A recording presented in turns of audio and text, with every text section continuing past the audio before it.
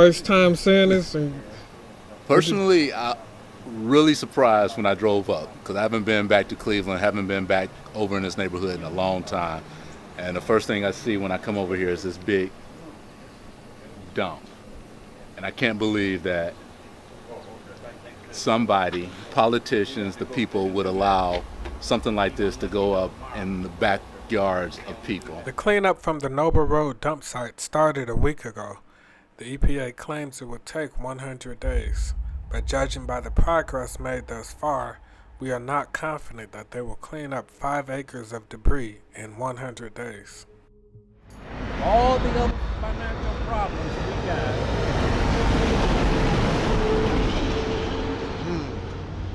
Now you see, now that truck that just went by, that's a 22-wheel truck.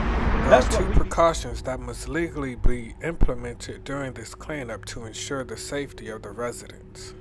First, the tarps must be pulled back as it is illegal for these trucks to drive without the tarps covered.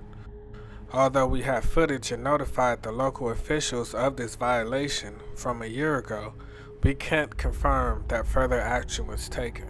However, it is safe to say that drivers covered their trucks, at least from my observation when I immediately was spotted filming their work.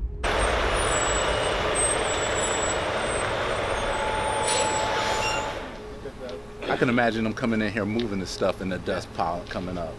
I can imagine a strong wind. Secondly, when putting the debris into the truck, it is supposed to be sprayed prior to being put into the truck to prevent dust from the debris going up. Clearly you can see here that that wasn't being done, and dust was coming up for residents to inhale. Fortunately, it appears that the truck driver notified someone who immediately got up and began spraying the debris. Before I left, I spoke briefly with someone who is familiar with Cleveland, but not the dump site. Here's what they had to say. This is a shame, man. In the mayor's office. Do you think this was possible? I mean, you're older than me, I'm assuming, so you've probably seen a lot of stuff. Have you ever seen anything like this? Not in somebody's backyard. Not like this, man.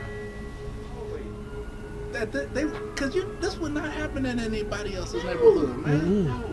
You try to do that to Beechwood. If they tried to do that in Beechwood, they would have planted grass and had equipment. They planted trees and everything. Hell yeah, you would have thought it was a park back there. First of all, they wouldn't have sold the land to them. It's like they just don't care. And this is a shame. Because this wouldn't happen in Strongsville, this wouldn't happen in Parma, this wouldn't happen in Brook Park, but it happens over here in East Cleveland. You know, like the people don't have a choice in what happens in their backyards, or they don't care what happens in their backyards.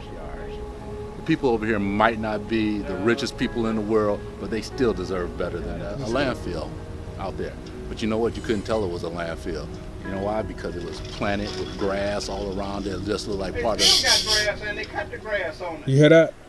That was some debris falling. I could see it. I know you probably can't see it because of that garage. But some stuff just fell. They got pallet jacks. I mean, this stuff is supposed to be from houses. I don't know anybody that keeps a pallet jack in their house. It's like that's the stuff that seriously, like, you know, from Katrina, even though Katrina's like 10 years ago, they still had those disasters and stuff. And all that debris. Like a disaster relief or something. Yeah, all that debris that comes from all these disasters, you know, from the last hurricane has to go someplace. And it's like, that's where they come and dump this stuff at. Hey, Rocky.